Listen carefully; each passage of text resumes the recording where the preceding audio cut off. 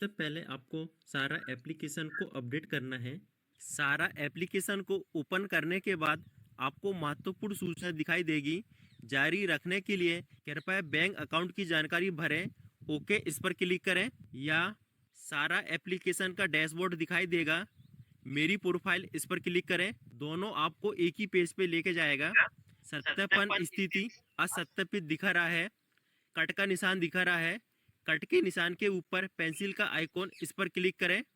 आपको सत्यापित करने के लिए आपको बैंक अकाउंट डिटेल जानकारी अपडेट करना होगा और आपकी पर्सनल डिटेल जानकारी अपडेट करना होगा। आपकी डिटेल जानकारी दिखाई देगी। आपको कुछ नहीं करना है। नीचे स्क्रॉल करें। कार्य ग्रहण तिथि सिलेक्ट करें। नियुक्ति तिथि सिलेक्ट करें। जाति सिलेक्ट करें। व्यावसायिक योग्यता सिलेक्ट करें। तकनीकी योग्यता सिलेक्ट करें। नाम बैंक पासबुक के अनुसार एंटर करें। बैंक खाता संख्या चेक कर लें। आईएफएससी कोड चेक कर लें।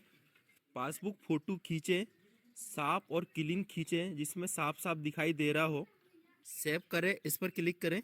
सफलतापूर्वक प्रोफाइल अपडेट हो चुकी है और अभी भी असत्यापित इसलिए दिखा रहा है क्योंकि वेरीफाई होने के बाद सत्यापित हो जाएगा।